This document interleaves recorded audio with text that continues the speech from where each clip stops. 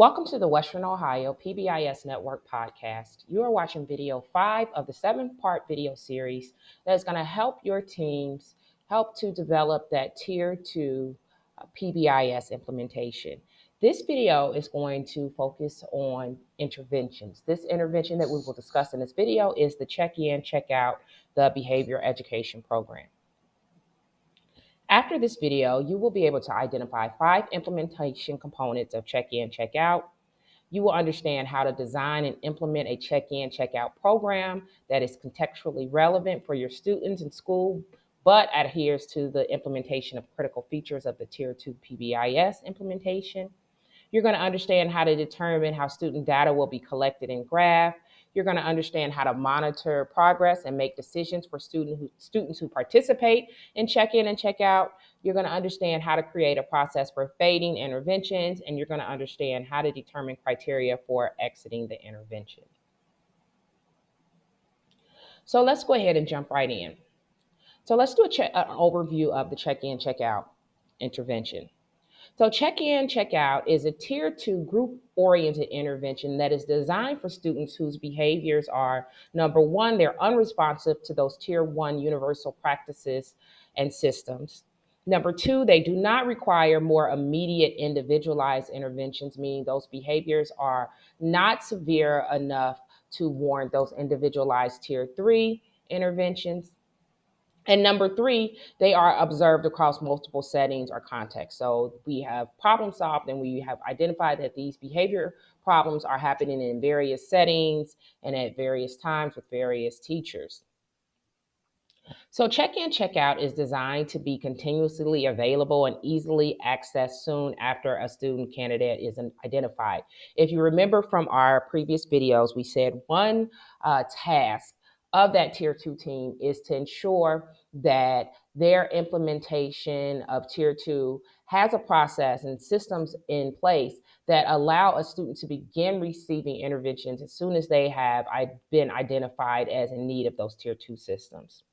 The check-in, check-out intervention typically can accommodate 10 to 15 students per check-in, check-out facilitator. The check-in, check-out provides a built-in system for one, monitoring progress in that intervention. Number two, being able to evaluate the fidelity of that intervention. And number three, after students have begun experiencing success and having positive response to that intervention, to begin transitioning those students to a self-managed support. So let's just go over what a check-in, check-out intervention cycle looks like. So first and foremost, a student is nominated for the Tier 2 interventions. Remember that nomination can take place either from a parent, from a staff or teacher, or from the students themselves. So that student is then nominated. That Tier 2 team is going to go through their data collection process. They're going to go through that facts, that checklist to identify what the function of the behavior, and then they're going to determine which intervention is appropriate for those students. So if a student has been identified as needing an intervention that is supported through the check-in, check-out intervention, then the next thing, they're going to recommend that student for that check-in, check-out after they've done that data find and collected all the data. The next thing, that student is going to be enrolled into that intervention, and the check-in and check-out is going to be implemented. So the way the check-in, and we'll go over this a few times in this video, the way check-in and check-out is implemented, of course, the student has been assigned to a check-in, check-out facilitator, and that student's going to have a morning check-in with that facilitator. And as that student goes through their particular day or their particular schedule, every teacher is going to provide that student with that regular feedback via those daily progress reports, which we'll discuss. At the end of the day, that student is then going to return to their intervention facilitator to go over their day, to look at their daily progress report and discuss how they work towards accomplishing those goals. Then that student is going to take that paper and that daily progress home to let their parents review it and sign. And this process is repeated for the length of time that that child is in that intervention. Now, in addition to that check-in, check-out facilitator, there needs to be a check-in, check-out coordinator, someone that's going to coordinate then that data and collect that data that those facilitators are collecting, and those daily progress reports. Those are going to be the people that are going to monitor the interventions, collect that data, enter it into whatever system, present those graphs, and then present that data to the tier 2 team. So the check-in, check-out coordinator is going to be the person that summarizes data for the data-based decision making that the tier 2 team is going to do.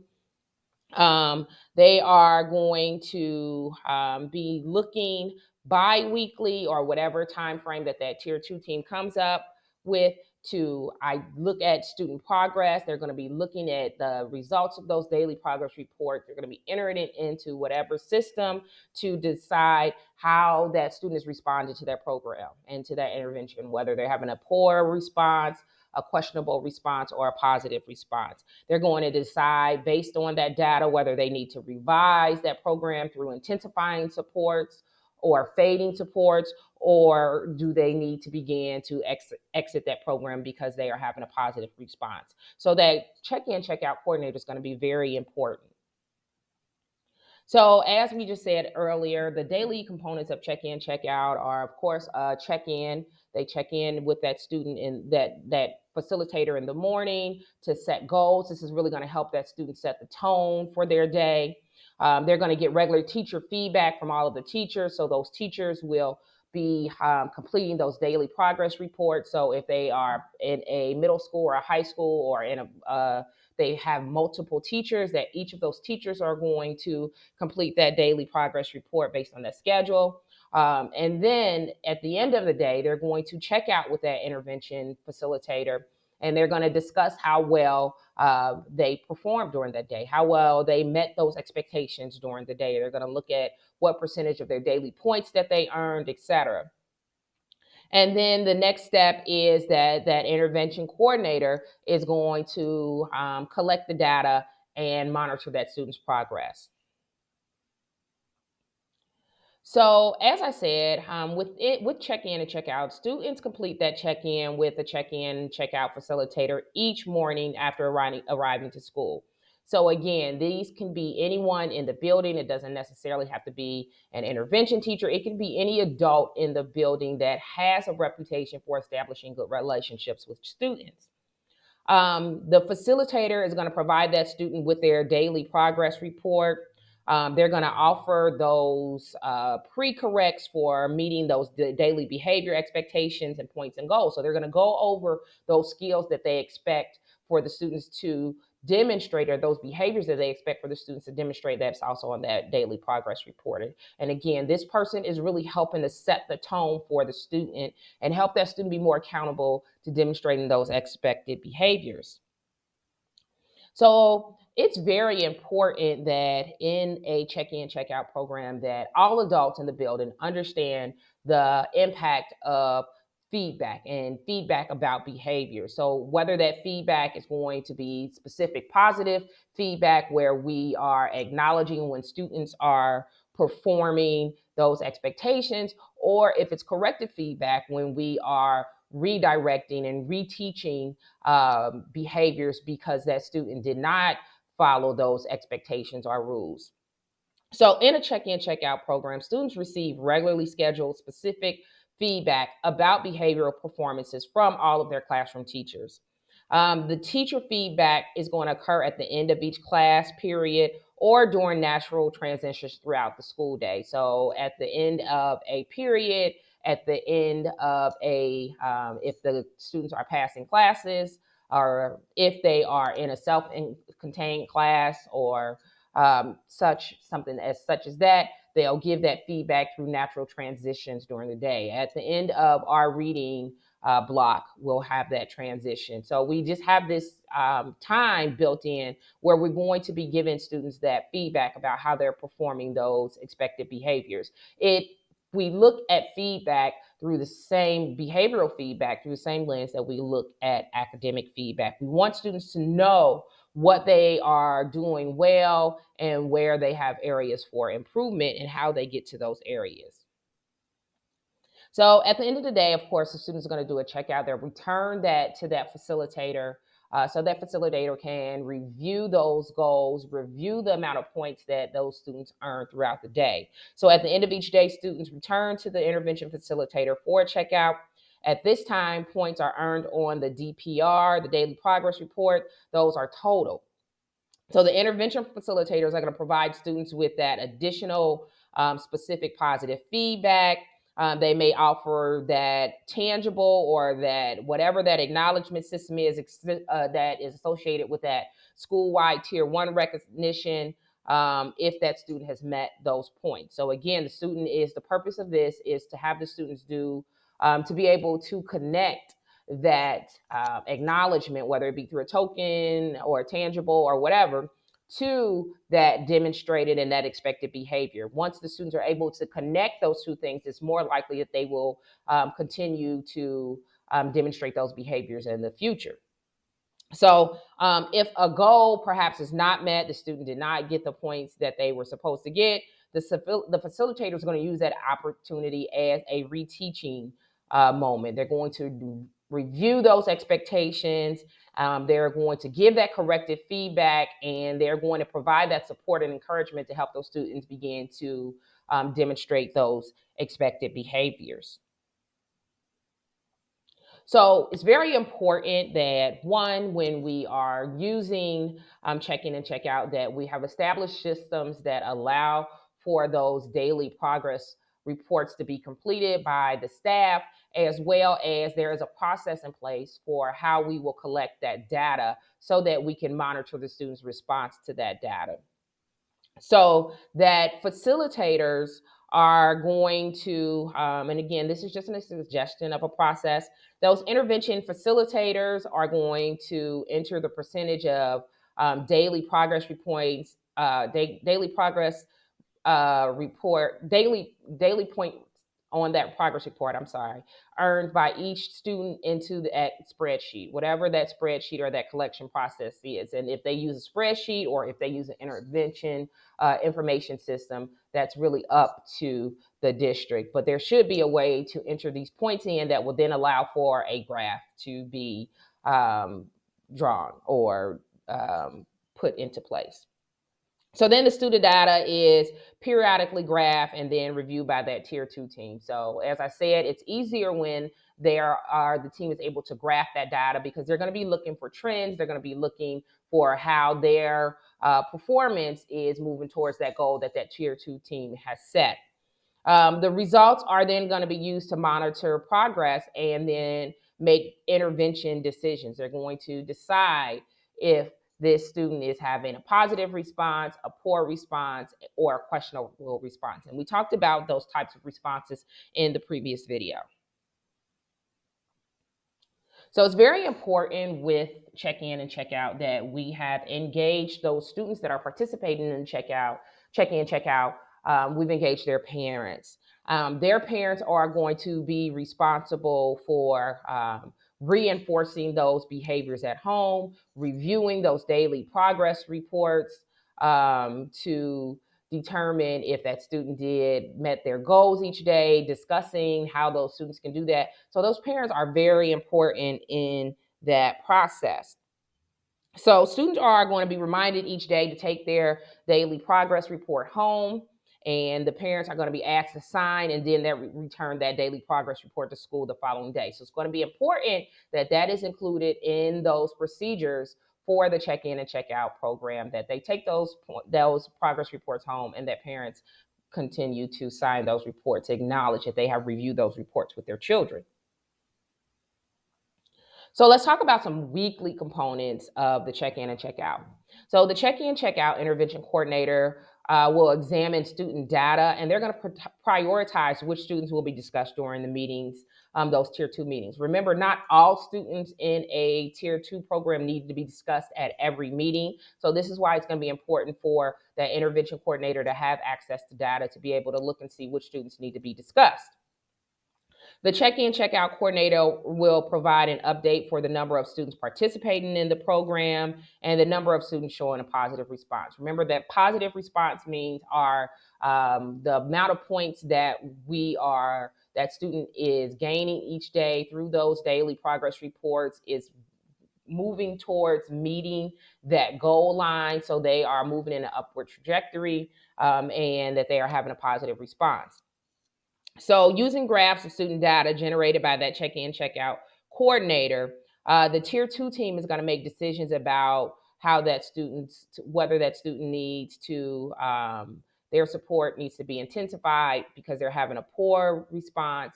They needs to be modified because they're having a questionable response, or it needs to be faded because they're having a positive response and they are ready to be graduated, and weaned off of those supports. So then the check-in, check-out coordinator is going to present names and data for any new students who are going to be considered for the program. So that check-in, check-out coordinator is going to be responsible for identifying through data those students who are in need and ready to be considered for the check-in, check-out intervention. They're going to be monitoring the data for that intervention. They're going to be reporting that data back to the tier 2 team. So some quarterly components of check-in and check-out. One, the check-in, check-out coordinator, along with that building administrator, is going to provide that quarterly feedback to the stakeholders, which include the family and the staff, about how that intervention is being implemented. And again, throughout these video series, we talk about transparency with our stakeholders. It's very important that especially parents and teachers understand the process of check-in and check-out and how well this intervention is impacting those students that are participating. The feedback should pertain to the program outcomes rather than data for individual students. So they're not going to be sharing data about an individual particular student's performance within this intervention, but how the intervention is working overall.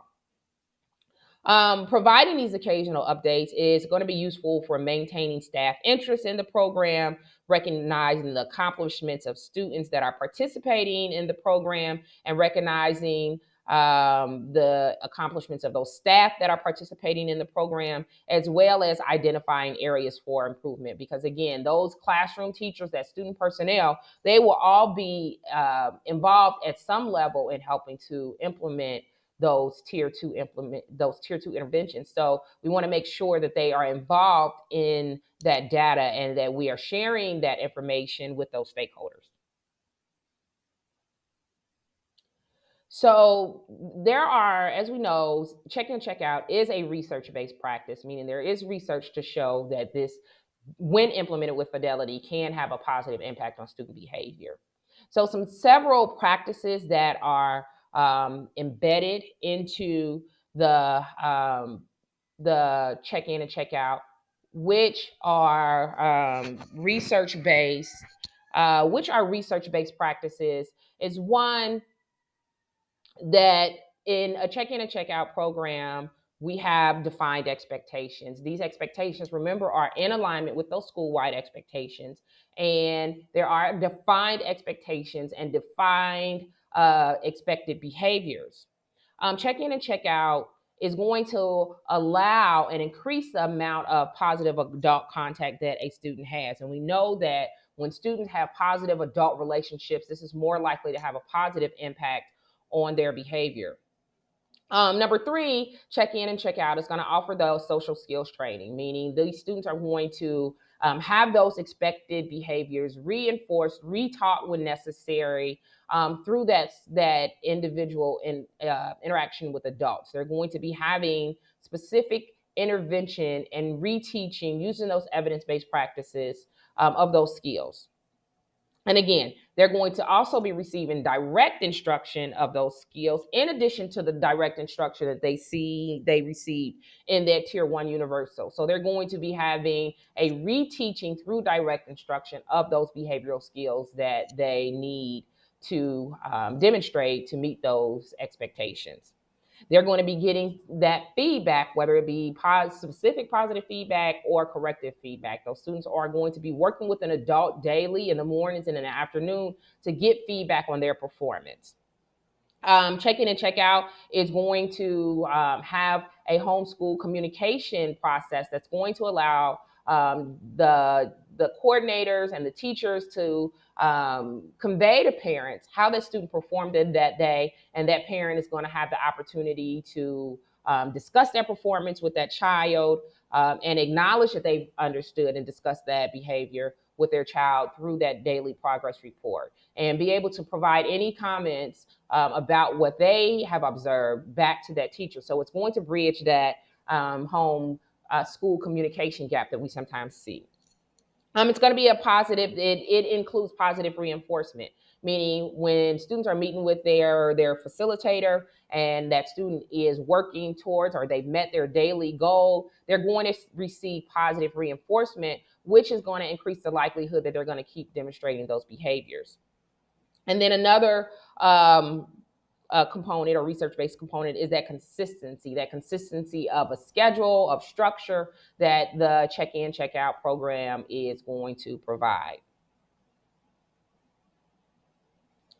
So let's talk a little bit about check-in, check-out reinforcement systems. So a critical component of the check-in, check-out intervention is to regularly provide that reinforcement for positive, for appropriate behavior.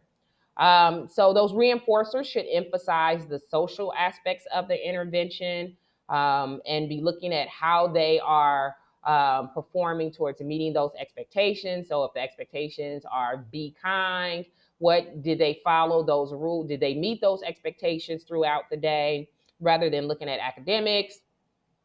The students who participate in the check-in and check-out will still participate in that tier one school-wide system of encouraging appropriate behavior. So they still will receive those acknowledgments and that specific positive feedback on how well they're performing those tier one expectations from all of those teachers that they are interacting with. But that facilitator is going to, that check-in, check-out facilitator is going to provide that additional specific positive feedback, or that additional corrective feedback. But the goal of the tier two is to increase the amount of feedback that that child is receiving, as well as when they are performing those expected behaviors that lead them towards meeting their goals, they're going to receive an additional reinforcement because they are meeting those goals. And that reinforcement is going to help increase the likelihood that they're going to continue demonstrating those positive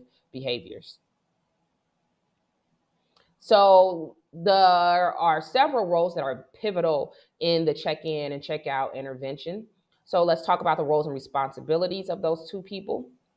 The check-in, check-out coordinator is going to be that person that's going to be organizing resources and supports for the effective delivery of the intervention. They're going to be the people that are going to be collecting that data. They're going to be the people that are going to be generating those reports that are going to be presented to the tier two team. They're going to be the persons that are looking at the students that need to be discussed, that are participating in check-in and check-out, and identifying which students need to be discussed.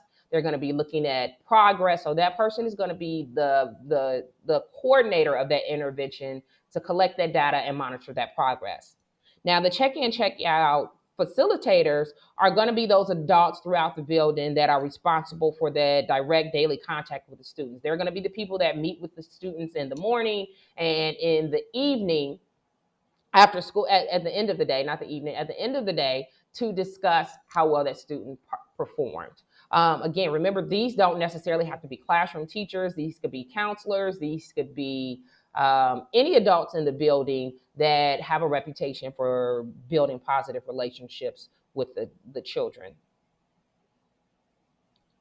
So the steps for effective check-in, check-out implementation, the first thing that team is going to do is develop an enrollment process to identify how they will enroll, what process they will use to enroll students into the check-in and check-out program intervention. But remember, it is very important that students are matched in these interventions based on the function of their behavior. The second thing they're going to do is design and use a daily progress report. That progress report, we'll go over each of these items here shortly, but they're going to create a progress report that will be used, that the student will take to all of their teachers, that coordinator and facilitator will use to collect data. They're going to collect performance data based on these daily progress reports. Based on that data, they're going to determine the response to the intervention, whether it's poor, questionable, or positive. They're going to use that student data that they're collecting to make decisions on whether to intensify the intervention, modify their intervention, fade the intervention, or what they need to do based on that data. And then as they see that students are having a positive response, the team is going to have pre-planned a plan for self-management, fading, and graduating students that are having positive responses. So it's very important that that tier 2 team does that upfront work in trying to identify how this implementation is going to work. What are our tier 2 systems and which interventions that we're going to put in place? And for each of those interventions, like check-in, check-out, or those social skills groups, we're going to have these processes in place for enrolling students, collecting data, and then graduating them from those interventions. So let's go over each of those steps individually. So step 1, of course, the team is going to develop an enrollment process. So that tier 2 team is going to develop a process that they can use to identify students who are going to be appropriately matched to check in and check out based on the function of their behavior. So they have a process in place. In our video, just our earlier video, we discussed the facts process. If there's another data collecting process or identification process, then that team goes through that. After they have identified that this is an appropriate intervention for that student based on their function, then they're going to collect that baseline data. We're going to look at the number of daily office discipline referrals. We're going to look at their academic grades. We're going to look at those classroom logs about those staff managed behaviors that we have that we established in our Tier 1 program. We're going to collect as much data as possible. We're going to use that data as a baseline, and that data is going to be entered into our graph. The next thing, we're going to start notifying parents to get permission for that child to participate in that intervention. And then the next thing we're going to do is introduce that program to that family and that student so that they understand how the program works. So the next step is to design that daily progress report. So first and foremost, that daily progress report should use those schools' Tier 1 behavioral expectations. And that daily progress report is going to serve as a primary method for monitoring student response to that check-in and check-out intervention. So it's important that report is completed thoroughly and daily, and that they are in a format that makes it easy to track that data. That daily progress report is going to provide regularly scheduled intervals for teachers to provide feedback to students about their behavioral performance, and they're going to award those students for meeting those expectations. So we'll look at a daily progress report here in a second. But again, that purpose of that report is so that teachers can provide that feedback about their behavior. During the afternoon checkout period, student points are going to be totaled, then converted to a percentage, and then they're graphed. And so that facilitator is going to graph those points or enter those points into the information system or spreadsheet or wherever they should enter them. Then that Tier 2 team is going to use those graphs to monitor progress over time and make decisions about that intervention, whether to fade, maintain, modify, or intensify that intervention based on how they're moving towards their goals. So some considerations for designing that daily progress report. Of course, it should always include those school-wide expectations. It should be teacher-friendly and easy to complete, so we don't want it to be something that is burdensome for that teacher to have to complete. We want them to be able to complete it easily and quickly. And then you want to think about the design and content. What elements are you going to include on that progress report? So, of course, every daily progress report should include the school-wide expectations, whether it be kind, be respectful, whatever those are, they should be included on there. The expectations, of course, should be positively stated, and there should be 5 or fewer expectations should be listed on that daily progress report. So we want to ensure that our daily progress report is teacher friendly and easy to complete. So we want to do this by allowing for circling of ratings rather than for the teacher to have to sit down and write a narrative feedback for each of the students that are participating in that. You want to include a narrow range of scores, maybe a 3-point system, is recommended, i.e., 1, 2, or 3, or 0, 1, 2, but we want to keep that system very narrow.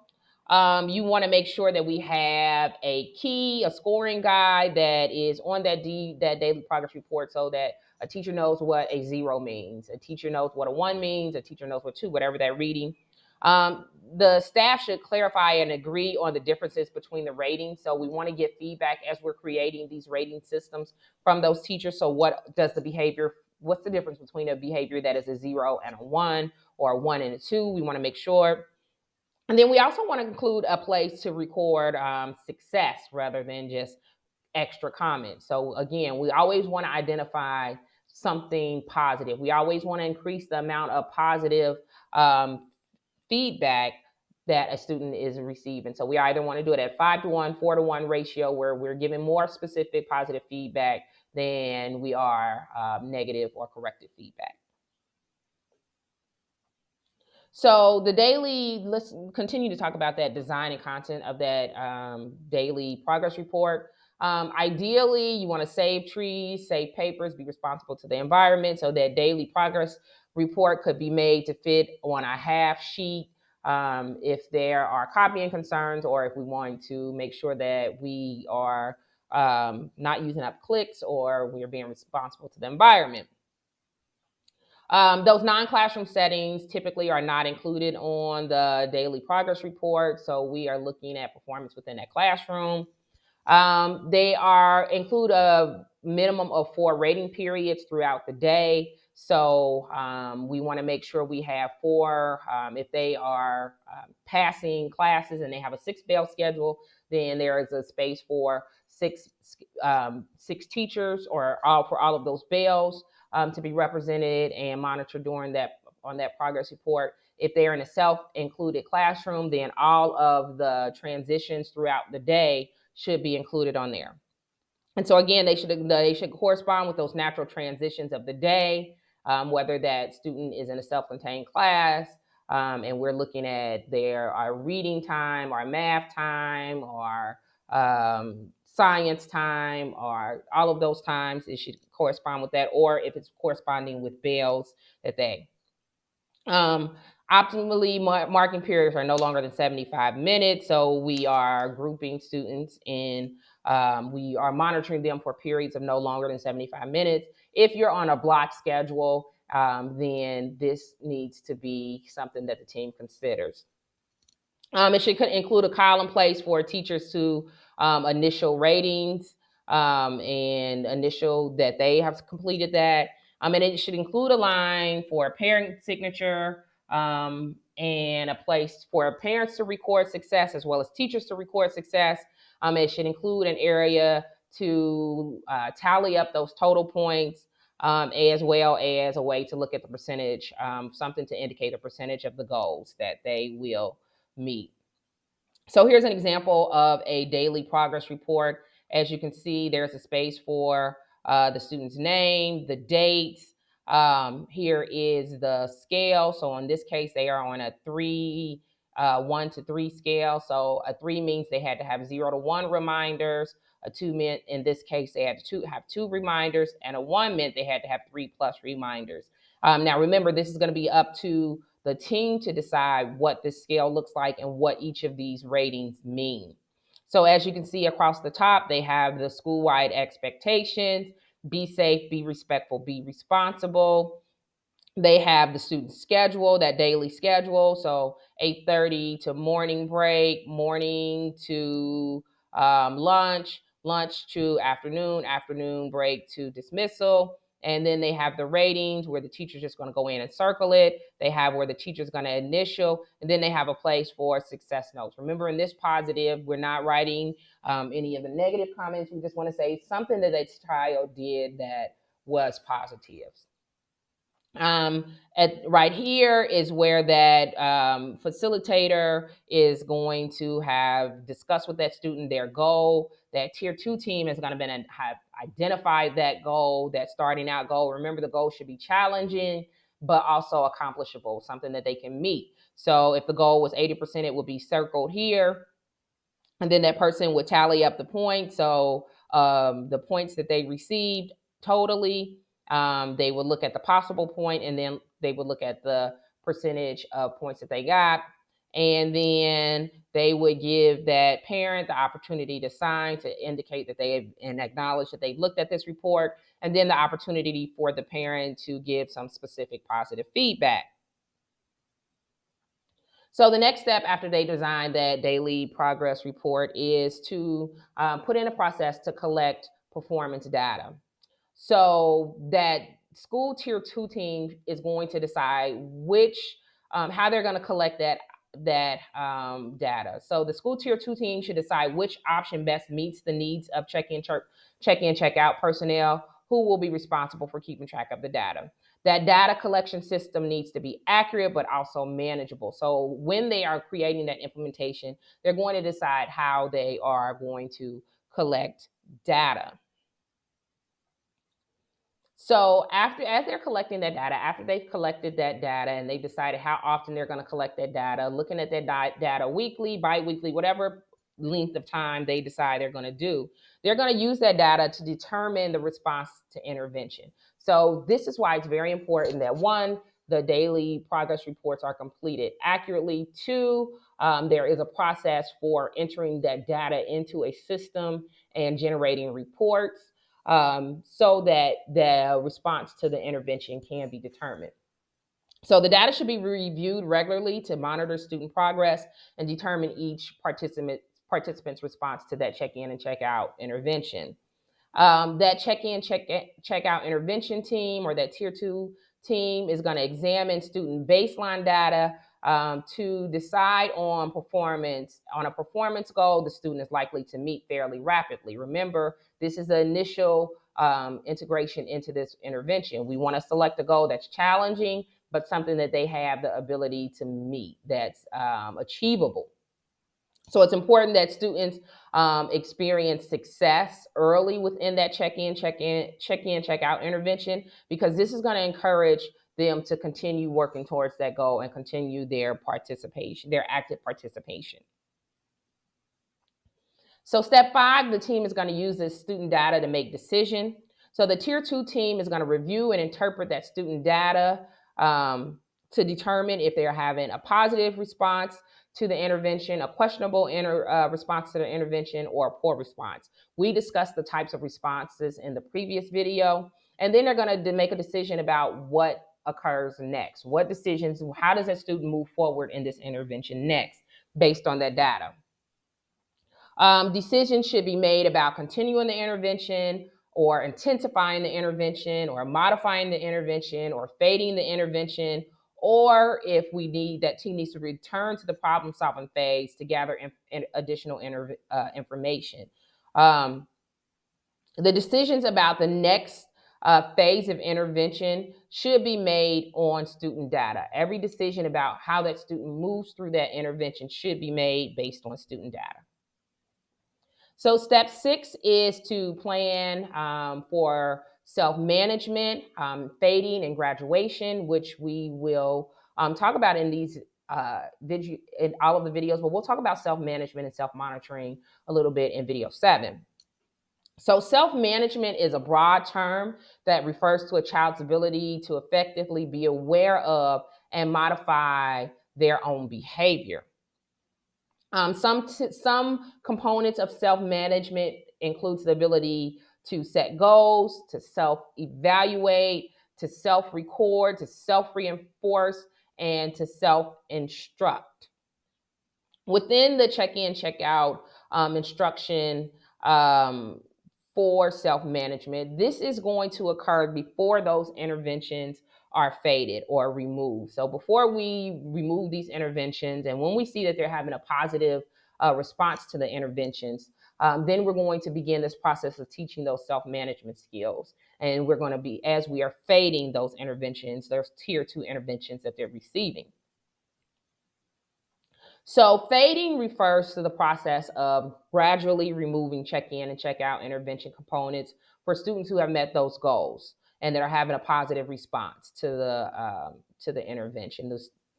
So successful graduates of the check-in, check-out program are going to be those students who have maintained those expected behaviors, after that daily check-in, check out, and that regular teacher feedback, after we begin to fade those interventions. So we consider a student successful in check-in and check out after they have begin having those interventions faded, but they're still having successful, they're still demonstrating those positive behaviors. So to increase the likelihood of student success after graduation, the check-in, check-out program components are going to be removed in a systematic way and thoughtfully planned. We're going to be very intentional about how we remove those interventions of supports. I like to call it weaning children or students off of those supports. We're not just going to take them away instantly or cold turkey. We're going to wean them off of those supports that they are getting. As we are, simultaneously while we're weaning them off of those supports, we're also providing that direct instruction for the self-management skills. And we are doing this prior to beginning those fadings, but especially continuing that process during that fading. So let's just look at the check-in, check-out cycle. So of course, a student has been identified as an appropriate candidate for check-in, check-out. So they're going to, first, again, that new student is going to be identified. There's going to be an orientation for that student that's going to be in that program. And that orientation is going to include the students, the parents, and the teachers, anybody that is participating into that program. Then the next thing is that child is going to participate in the check-in and check-out. If once they begin having success and they are demonstrating those skills, we are going to implement that self-management instruction. And as we're seeing they are having more success, we're going to begin weaning them off of some of those intervention components that we're going to begin removing slowly. And then a student graduates from the program. After they graduate from the check-in, check-out program, we don't just leave them without support. That tier 2 team is going to be doing periodic check-ins to make sure that those students are still responding and still demonstrating that behavior. And then we can also use the students to serve as an alumni to the program and be encouragers and encouragement to those students that are newly entering that program, so they can be ambassadors about how well that program helped them. So as we said, it's very important for that team to think about, as that student is showing progress and meeting those daily goals and is beginning to be ready to be graduated from that program, how we're going to fade those interventions or those supports, and how we're going to begin to incorporate self-management instruction into those interventions. So what this looks like is that once we identify that a student has consistently been receiving those daily points and meeting those daily goals, that we're going to begin to start teaching those self-management skills. And again, as we said earlier, you want to teach those self-management skills prior to beginning to fade that teacher feedback, and as well as continuing to reinforce those self-management skills as they are continuing to demonstrate a positive response. And we're beginning to pull back those supports. We want to celebrate. So once that student has met those goals and we've decided that we're ready to to graduate them for the program. We want to make this a celebration. We want to plan a graduation, just like a graduation from high school or college. It's a celebration of the hard work that you have put in. So we want to give those students that ability. So that Tier 2 team wants to think about what type of celebrations or graduations they will have, how they celebrate when students are ready to be removed from these interventions because they've had success and they're demonstrating those positive behaviors. So, when we're thinking about teaching self-management skills, the first thing is that daily check-in and check-out data and collection and parent feedback is going to continue during this process of teaching self-management. Um, at the end of each class period, the teacher and the student will complete independent ratings and then compare scores. So now we're including this component of having students reflect on their own behavior and track their own behavior and complete their own reflections. The teacher is going to provide feedback about the accuracy of the rating. So the teacher is going to have time to discuss with that student their rating compared to what the student rated themselves. That data, again, is going to be collected on that progress report, and they're going to, again, submit that to that facilitator. And then when the student is consistently matching their teaching ranking or rating with 80% or higher, then they're ready to move on to the next phase of fading. So again, with self-management, now we are including, in addition to having the teacher complete those reports, then we're having the students rate themselves on how well they met those expected behaviors. So then another process in self-management is to begin to fade the teacher feedback, the amount of teacher feedback. We're not taking it to zero, but we're decreasing the amount to try to promote those self-regulation skills. So again, the daily check-in, check-out, data collection, and parent feedback continues. The student continues to self-evaluate and record at the end of every class period. As we are starting to fade these interventions, as we've taught those self-management skills, and now we're beginning to fade that teacher feedback, the teacher is not going to be required to check in after each day or after each period per se. The teacher checks with the student and provides feedback, but not for every class period. So we may check in three, they may have to complete it 3 times per day, 2 times per day, 1 times per day. We're fading, or we are decreasing the amount of time. So the team is going to monitor student performance closely. When those students have met those expected behaviors, 80% or higher for 4 or 5 days, they got 80% or higher points on their feedback, their report. They're going to begin for 4 or 5 days consecutively for 4 out of the 5 days in a week, while that teacher is being while they're still receiving these intermittent supports. Then that teacher feedback can be faded once they have began to have those positive behaviors or meet 80% of their daily progress report points 4 out of 5 days. So as I said, plan a graduation. After a student successfully completes the self-management phase, meaning 80% or higher, 4 out of 5 days across 4 to 5 weeks or whatever period of time, faded teacher ratings. When they're in that period where they're receiving less teacher feedback, that check-in and check-out facilitator is going to discuss a plan and graduation celebration with that student. After the graduation, that's when that daily check-in, those daily progress reports, and that check-in and check-out components are going to then be removed. The school is still going to be monitoring that student's performance periodically. We're still going to be checking in, peeking our head in to make sure they're still doing well. The staff and parents will continue to provide feedback, but without that daily progress report. So that team will put in some progress to periodically check in, some process that we periodically check in on that student and get feedback on how they're doing. As well, the team is going to make plans for providing that ongoing support and or those periodic checks of the student performance.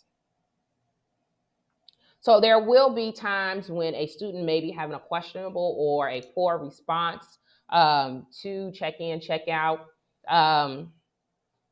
So there are things that you can do if a student is not responding. The first thing is to identify. Um, so for some students, slight modifications to the intervention content or process may be needed to enhance success.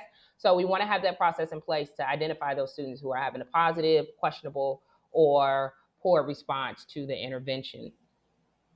The second thing, before when we're modifying, we always want to assess the fidelity of the implementation and how well our facilitators and coordinators are implementing the intervention and whether they're implementing with fidelity. So when questionable or poor student response data is generated, the first action is to assess fidelity of that implementation.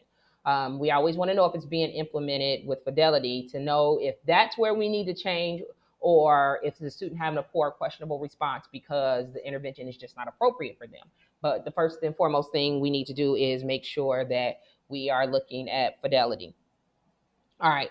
So the next thing we want to do is problem solve. After we've identified that we are implementing fidelity with fidelity, the next thing we want to do is once that team is confident that the implementation is being implemented with fidelity, the next action is to begin problem solving for those students that are having questionable or poor responses. We're looking at their data. We're looking at what might be the cause of this poor or questionable response. Another step is the tier 2 team can use a simple functional behavioral assessment procedure to determine the reason why a student demonstrates a particular behavior under a certain circumstance. So if part of that problem solving is going to be to go back to the table and look at that student's data to make sure we've correctly identified the function of the behavior. So we can do that through the FBA, or we can do that through going back to that facts checklist that we were using. So here are some examples of modifications for the check-in, check-out intervention. So if their function of their behavior is to get adult attention and they're having a poor or questionable response, we can add a midday check-in, or we can create a more powerful, tangible or reinforcer, such as time with a preferred adult. We're increasing the amount of acknowledgement and feedback, positive specific feedback, or the reinforcer that we're going to give that student.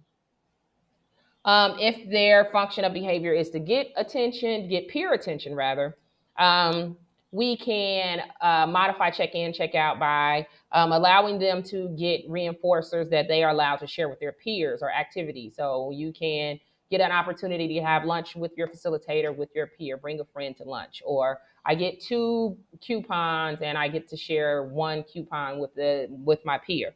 Something that will help them to encourage them to work towards that goal. They can get activity-based reinforcers that friends can join in. Again, an activity, a lunch date with the principal, or pizza party that I can bring my friend to, whatever. If the function of the behavior is to avoid task or activity, then some modifications for check-in and check-out is task. You can have students task match with academic level of students, so making sure that we are providing that differentiation and that we are using those strategies to support that student academically. We provide higher rates of reinforcement for effort. We are ensuring that the academic support or intervention is in place to help them meet those academic goals. Or we can also allow them to earn reinforcers that allow escape, maybe extra breaks. You work for a specific amount of time and then you get a specific break. So with some of the students that I have worked with that may have ADHD, or I may include more breaks for those students. So I may give those students a period of time where they may work for 15 minutes, 20 minutes, and then we'll have a 3 to 5 minute break, but where they can do a preferred activity. So now we're just going to talk briefly about using check-in, check-out for students that are a part of an individualized education program or have an IEP. Um, so the first and foremost tip is that the check-in, check-out intervention should not contradict anything that is in that student's IEP. Um, that check-in, check-out intervention should support the student's progress towards the goals outlined in the IEP. If the student has a behavioral goal in their IEP, check-in, check-out alone will not be adequate for addressing those goals in those IEP. So there still should be some goals and some intervention supports that are put in to help those students meet those behavioral goals that are aligned in their IEP. So being in the check-in, check-out program does not absolve those persons responsible for delivering those behavioral intervention supports that are in that IEP. The basic check-in, check-out intervention is best used as one component of an IEP that addresses behavioral issues. So this could be a component in addition. This could be used to support whatever interventions that that person is delivering based on that IEP. So some adaptations for preschool, because we know that all interventions need to be developmentally appropriate for the implementation, for the age of those that will be participating. So one, the organizational structure and physical location of the classroom. Will determine if check-in, check-out should be implemented program-wide or classroom-wide, how that implementation is going to look. The classroom teacher aide and other specialists such as speech language pathologists or the special education teacher are likely to be members of that tier 2 team that will be identifying the candidates for the intervention and regularly review that student data. So those are going to be people that are going to be very heavily involved into implementing the intervention and monitoring progress. Rather than having that numerical system 321, a preschool daily progress report, it can include a visual representation of performance, such as a smile, neutral and sad faces, or a color coding system that makes it understandable for that student.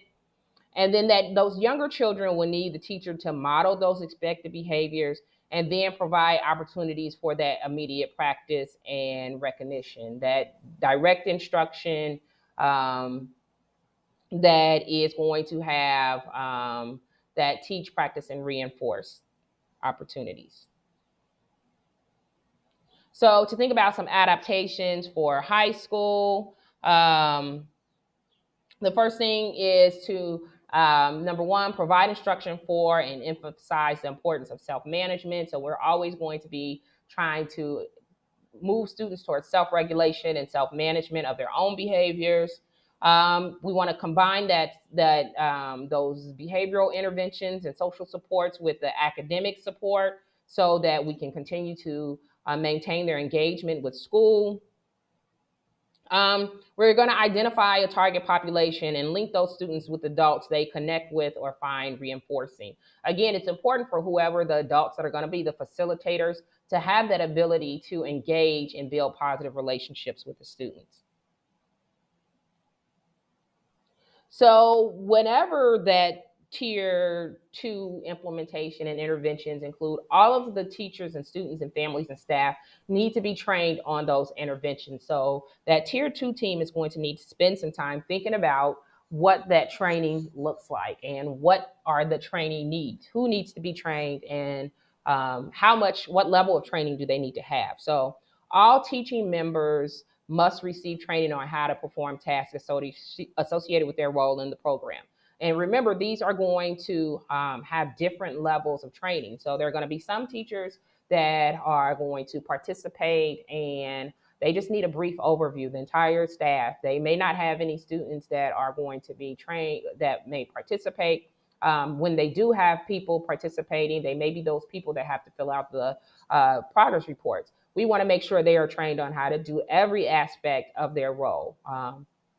So we want to make sure that they have that explicit professional development for each of the participants that have to be that are going to be involved in making this program work. And remember, we need our data collected based on the feedback from those adults. So they have to be properly trained in order to get the proper report and the proper data.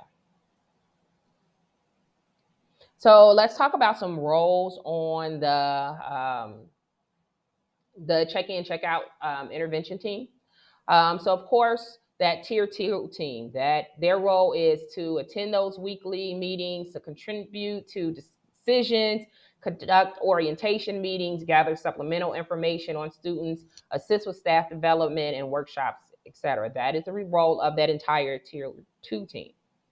There's going to also be a check-in and check-out intervention coordinator that is selected. The role of that person is to oversee the work of the check-in, check-out facilitators, meet regularly with each facilitator to review progress of the students that they're serving, discuss with them. That coordinator is going to prioritize the students to discuss during team meetings. They're going to review the nominations for the checkout and check-in, check-out program. Um, they're going to assist with the graduation ceremonies. They're going to conduct periodic checkups with the program graduates. So they're going to be the leader of this program. They're going to guide the implementation of this program. Those intervention facilitators are going to be the people that are going to lead morning check-in and afternoon check-out. They're going to enter the daily progress report data and maintain records, create student graphs, meet with coordinators to prioritize students that will be discussed during team meetings, and they're going to attend those team meetings. The classroom teachers, their responsibility is going to be to greet the students positively at the beginning of the school day or class period. They're going to be initiating feedback at the end of each rating period. They're going to provide an explanation for why they gave those students those ratings. They're going to be using those effective classroom strategies to prompt for appropriate behavior and reinforce those students for following expectations or make improvements, and they're going to be responsible for completing that daily progress report. Of course, the students' role in this is they're going to be doing that check-in and pick up their daily progress report. They're going to be responsible for handing that daily progress report to the teacher at the beginning of the day or the class period. The student responsibility is to accept teacher feedback, obtain a new daily progress report if one is lost, and return that completed daily progress report during afternoon checkout. Have that facilitator look at it, then take that daily progress report home for their parent to sign, and then return it back to the facilitator the next day. And again, this is part of the training that a student is going to need to receive. And then lastly, the families, they're going to provide consent for participation. They're going to review that daily progress report. They're going to provide feedback to their students. They're going to consider incorporating additional incentives at home for that student performing those expected behaviors. They're going to communicate regularly with the school, particularly if something is happening at home, if there's anything that's happening at home that may be relevant to that student's performance and their behavior. So it's very important that the teams are monitoring the fidelity of the check-in, check-out intervention. So several ways they can do that is through one, a daily progress report review, looking at those daily progress reports, collecting that data. So the check-in, check-out coordinator, along with that tier two team, can look at those daily progress reports to review how well they are completing those reports. So they can look at, did the student check in? Were the points awarded for each class period? Did the student check out? Was the student data totaled and recorded? Did the parent guardian sign and return the DPR? So what they're doing is they're looking at the fidelity of the completion and the data collection on the DPR. Another way that that team can monitor the intervention and the fidelity of that implementation rather, is the use of direct observation. So they can observe, they can go in and complete the use of an observation by documenting specific features that are occurring and providing feedback to those facilitators or those people that are implementing the intervention. The observation can be looked at any part of the check-in, check-out cycle, so they can go in and observe that the teacher is giving that check-in, that they're checking in with student, they're checking out. They can look at how well that teacher is facilitating those daily progress reports, just looking at all of those individual features to make sure that they are being implemented with fidelity. So now we're going to just briefly talk about monitoring the social validity of the intervention. Social validity, which is sometimes also referred to as a treatment acceptability, focuses on whether the goals, the intervention elements, and the anticipated outcomes are acceptable, socially relevant, and useful to the individual and to those who care about the individual. Social validity data typically provides a bigger picture of the extent to which the particular stakeholder or groups, i.e., the students, the families, and the teachers, value and identify practice or a program or an initiative. Social validity data is commonly gathered through the use of survey or asking personnel to respond to items on a brief questionnaire. So that tier two team can solicit feedback from those stakeholders to monitor the social validity of the check-in and check-out program. Thank you for tuning into this video. Please don't forget to hit like or subscribe.